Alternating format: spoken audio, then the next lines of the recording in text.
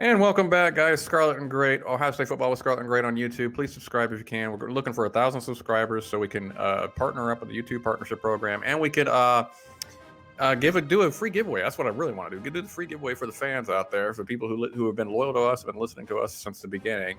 Once we hit 1,000 subscribers, some shirts, some mugs, whatever it be. Back here again with the Game Time Guru of the Boise Buckeyes, Shane Larson. We talked Coach Stud, we talked running back situation, but now we're on to the big discussion. Who replaces Justin Fields? You can't replace Justin Fields, but who steps into those shoes for this fall? And I think we can agree, Shane, that most of Buckeye Nation feels it will be CJ Stroud. But do you feel the same, or do you feel differently? Okay, I feel that it's the same. I feel the same, sorry. But I think that Miller gets overlooked, and there might be some other discussions for that at a different time, but I feel Miller gets overlooked, and I don't necessarily understand why he's overlooked. He has the most experience. He's never really, Corey, anytime he's shown what he's had, I've never been disappointed.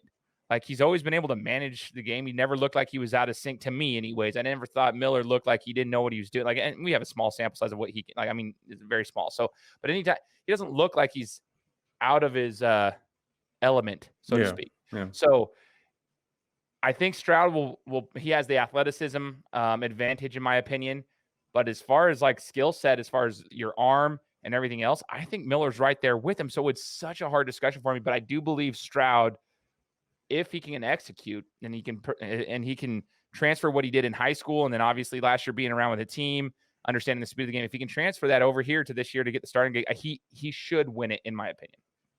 Yeah, it's interesting because people have really just gone ahead and said it's going to be Stroud no matter what.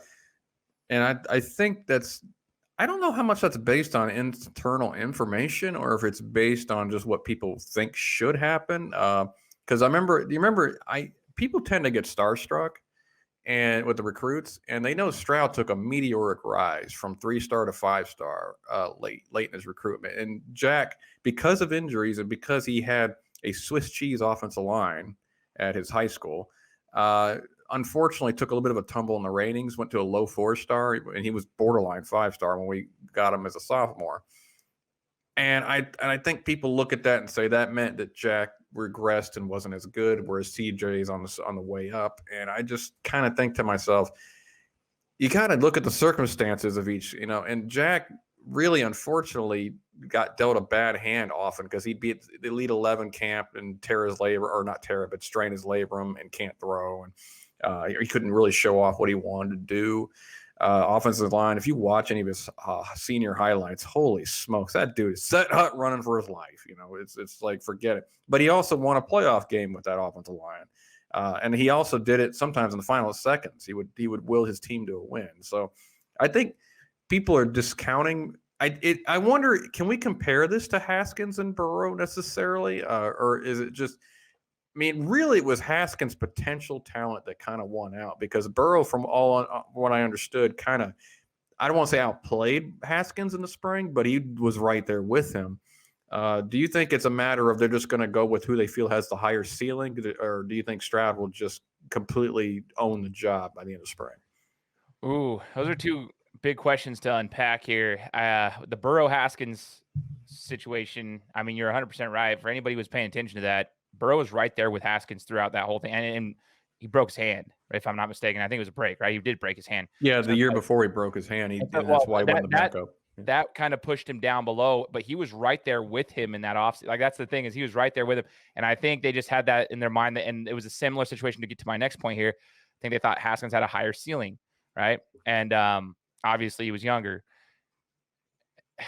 I think this is a similar situation where they might just go with the guy with the higher ceiling, which I think and I don't even know who that is, but I believe the population, for some reason, I'm getting this feeling based on, Buckeye Twitter and conversations with other people, that Stroud has the higher ceiling for some reason. Everybody's saying that he has the higher ceiling. I don't know if that's necessarily true. Keep in mind, guys, Miller was recruited. Like, he had some looks from LSU, I believe, Alabama, if I'm not mistaken. He had some big time looks, and people will be like, oh, well, they don't. USC was another one. Yeah. Yeah, they don't produce good quarterbacks like Ohio State does. But no. Okay, that's a big time offer for those guys. So Miller, he's a stud. He's a natural talent too. So I think we're going to see Stroud get the starting gig. I think we will, but I don't know if he has the higher ceiling. I think Miller is just as much a stud as Stroud. I think they're going to push each other immensely in spring ball, and then going into camp trying to get the reps. But I mean, I just don't know what to expect here. I don't know who's more athletic though. And like I said in part 2 of our conversation, and I want to ask you this question. Okay. Talent wise, we'll see what happens. I think Miller's just as talented with his arm. People will say, well, Stroud can just let it fly, which is true. Like everybody's got their strengths and weaknesses, but I want to see who has the most skill set on their feet, the better skill set on their feet, because I do believe at the beginning of this season for the first quarter of the year, it's going to rely heavily on the running game, and that includes the quarterbacks. I know you don't want to get your quarterback hurt. We saw what happened to Justin Fields last year, but you will have to utilize them. They have to be a threat in this offense to spread the line in the first and second levels. So who has the better feet when it comes to, or the better legs, I should say, when it comes to the quarterback position, Corey? You know, it's interesting you bring that up because last 2 years, really, they didn't want to run Fields to, specifically. I mean, obviously we know what a freak athlete Justin Fields is, but they didn't want to utilize it as much because the gap between Fields and the backup was always wide, really, really wide. I mean, it was a huge drop off. So this year, if there's not a massive drop off from, like, say Stroud's the starter, Stroud to Miller, and I know we're not talking about McCord. McCord is not going to be the starter, guys. I'm sorry. A freshman's not going to come in and beat these two guys out when they've had a year in the offense and a year with Mick.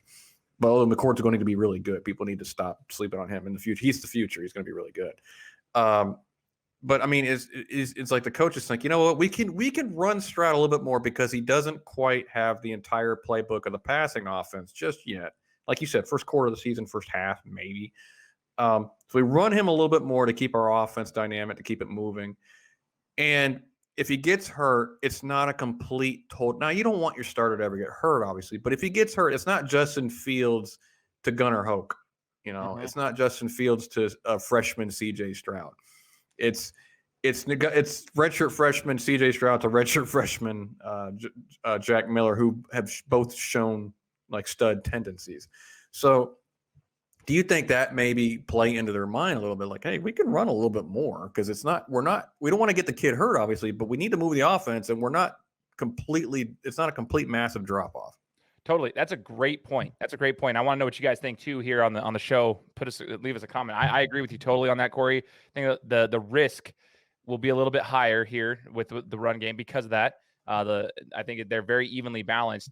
And keep in mind, I mean, we've got amazing receivers across the board. We want to utilize them. I'm sure the coaching staff is trying to implement systems to get the ball in their hands as well. You do that, though, through that running game first. And I think if you can get these receivers in open space, one-on-one coverages against a spread-out defense, whatever, like any of these quarterbacks can make those throws because these receivers are so athletic. So, but you do that by first running, and that means the quarterbacks are going to have to move a couple of times too, make the right reads and go. And I would expect to see that. I think you're 100% right. I think Stroud is going to get the gig, and they'll run him more because of that drop-off being so small from him to Miller. And ultimately, they'll open up the passing game. But I think everything plays a part in here. You're going to see a more, in my opinion, a more dynamic offense this year than we've seen. And that means running, passing, everything. And that's all phases, quarterback, running back, and receivers getting the ball. I mean, we haven't seen it for a while. Justin Fields was the closest thing, but we didn't want to move him a lot, especially when we found out that anytime he took a big hit, he always got shook up for some reason. So we'll see a little bit more of that because they're going to be taking more of a risk. And here's another point I want to make that I don't know if too many people are talking about. I know how Fields is getting just scrutinized for his quote unquote not going through his reads, progressions, whatever.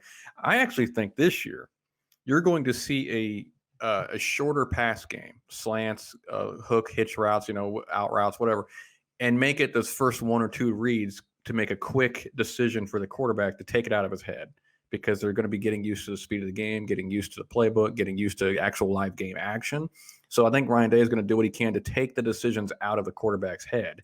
So he's like, okay, slant pat, hit there. Okay, out pat, hit there. There's the flat, hit that.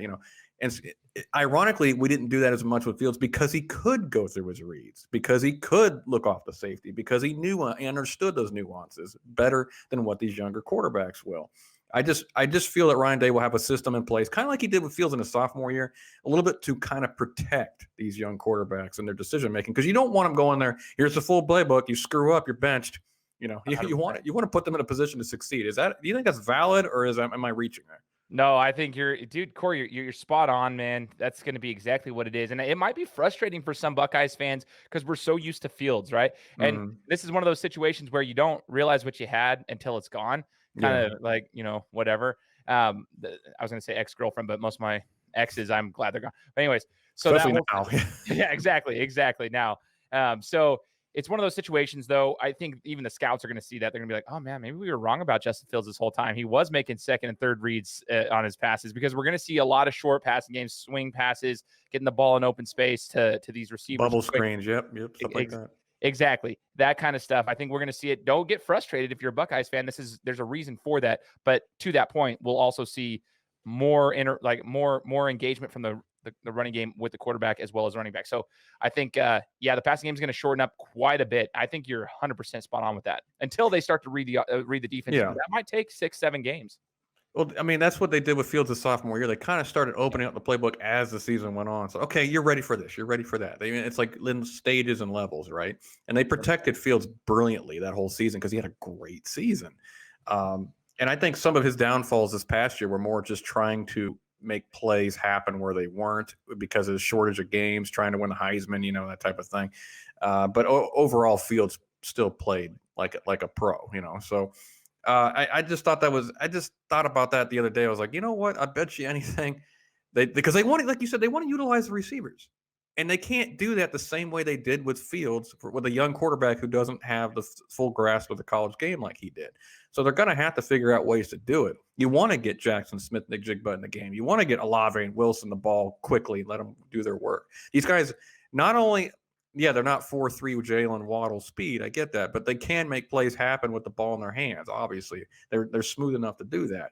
You want to get Julian Fleming out there. Are you kidding me? You want to get Julian Fleming the ball quickly, let him work. And you don't have to put too much pressure on the quarterbacks to do that. So I think we're pretty much on the same page that we think Stroud will start, but Miller will make it close.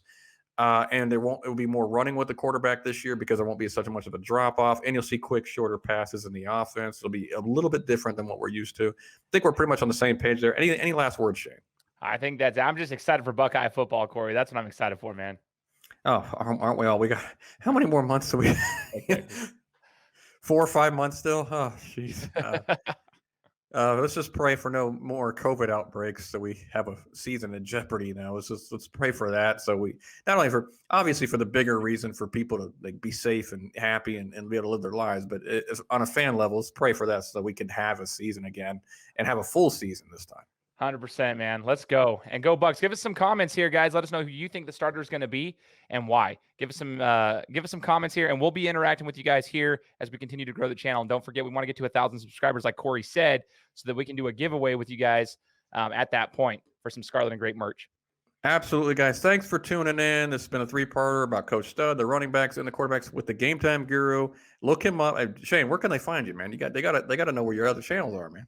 I appreciate it, man. So, yeah, guys, if you want to follow me, you can go to Twitter. Follow me at the Game Time Guru there. I'm also active on Instagram. But if you want to follow my show, it's a different show than Scarlet and Great. I interview sports figures from all over the globe. It's called the Game Time Guru, hence the name. So you can find it on any podcast platform that you use, Apple Podcasts, Google Podcasts, Spotify, and I'm even on YouTube, even though it's a smaller platform for me there.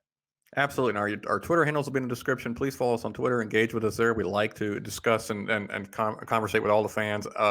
Fans of Ohio State football. I'm not arrogant enough to believe that we have some massive fan base. Fans of Ohio State football. So, guys, thanks for tuning in. As always, it's been Scarlet and Great, Ohio State football with Scarlet and Great on YouTube. Please subscribe, as we said. Take care, guys. Goodbye. God bless. And go Bucks.